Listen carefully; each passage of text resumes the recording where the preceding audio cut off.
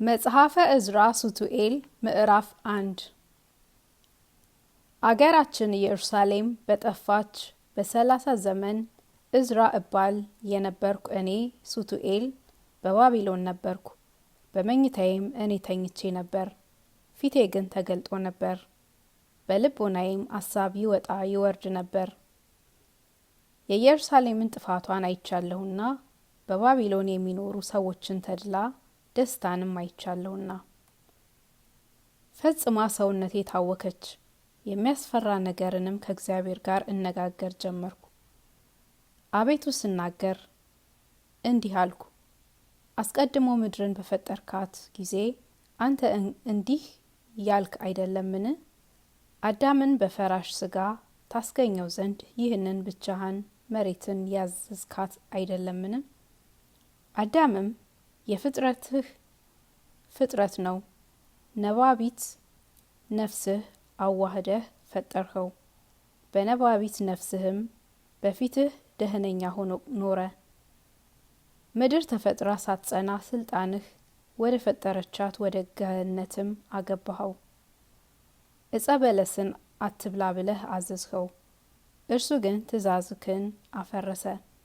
ከዚህ በኋላ በሱ በልጆቹ በልጅ ልጆቹም ላይ ሞትን አመጣህ።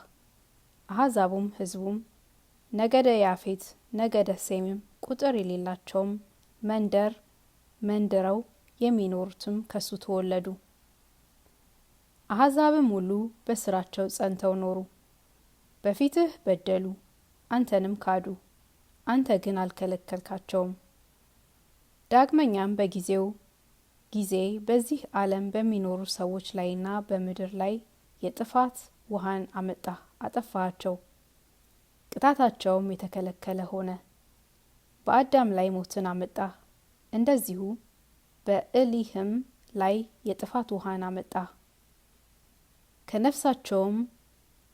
ከነሳቸውም ስሙ ኖህ የሚባል አንድ ሰውን ከቤተሰቡ ጋር አስቀረህ። ከሱም ኃጥአትን ጻድቃን ሁሉ ተወለዱ። ከዚህም በኋላ ይበዙ ዘንድ በዚህ ዓለም የሚኖሩትን ምድርንም ይሞላት ዘንድ ጀመሩ። በጀመሩ ጊዜ ልጆቻቸውም በብዙ ጊዜ ከነሳቸውም ብዙ የሚሆኑ ሕዝቡም አሕዛቡም በተወለዱ ጊዜ ከቀደመው በደል ይልቅ ዳግመኛ እጅግ ይበድሉ ጀመሩ። ከዚህም በኋላ በፊትህም በበደሉ ጊዜ ከነሳቸውም ስሙ አብርሃም የሚባል አንድ ሰው መረጥህ፣ ወደድኸው። የዘመኑን መጨረሻ ለብቻው በሌሊት አሳየኸው። ልጆቹን ዓለም እስኪያልፍ ድረስ ፈጽመህ እንዳታጠፋቸው ለዘላለሙ መሐላውን አጸናህለት።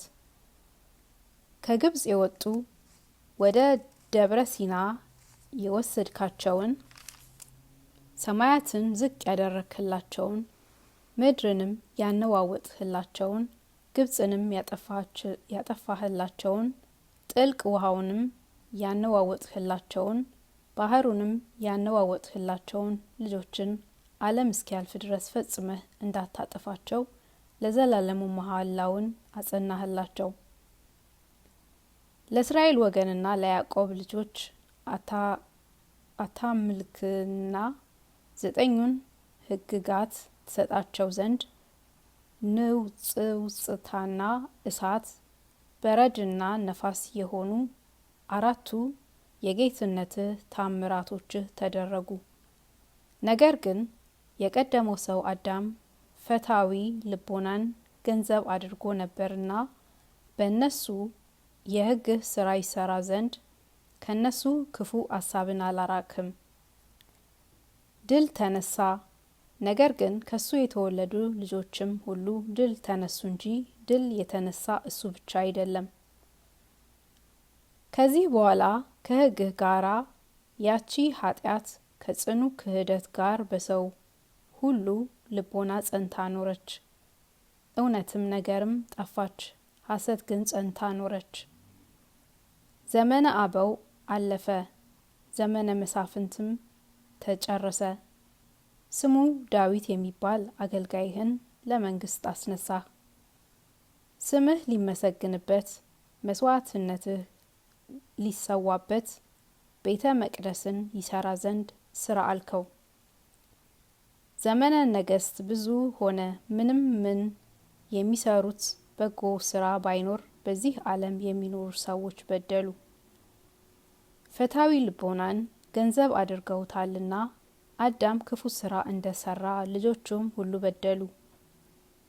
አገርህ ኢየሩሳሌምንም በጠላቶችህ በባቢሎን ሰዎች እጅ አሳልፈ ሰጠ።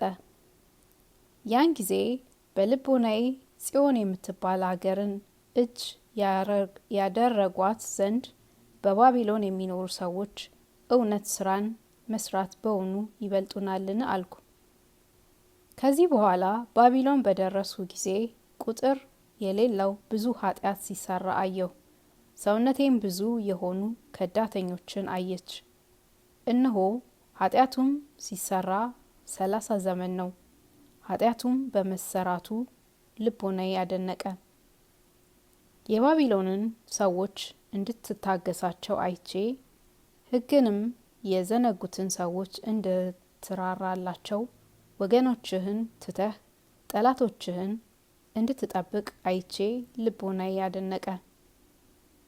የማንንም ኃጢአት አልተመለከትህም። የዚች ስራ ፍጻሜዋ እንዴት ነው? እውነት ስራ በመስራት ከኢየሩሳሌም ባቢሎን የምትበልጠው መብለጥ አለን?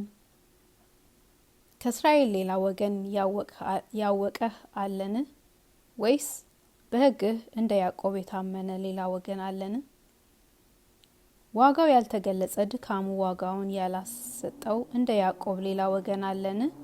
ወደ አሕዛብም በሄድሁ ጊዜ ሕግህን ትእዛዝህን ሳይሰሩ ደስ ብሏቸው አገኘኋቸው። አሁንም በባቢሎን ሰዎች ኃጢአት ዘንድ የእኛ ኃጢአት የሚዛን ውልብልቢት የምትመስል የሰናፍጭ ቅንጣት ያህል በልጦ ይገኝ እንደው በባቢሎን የሚኖሩ ሰዎች ኃጢአትና የእኛን ኃጢአት በሚዛን መዝን። ወዲያው በዚህ ዓለም የሚኖሩ ሰዎች በፊትህ ያልበደሉ መቼ ነው? ወይስ ሕግህን እንደዚህ የጠበቀ ወገን ማን ነው? ሕግህን ፈጽሞ የጠበቀ ወገንስ በዚህ ዓለም አይገኝም።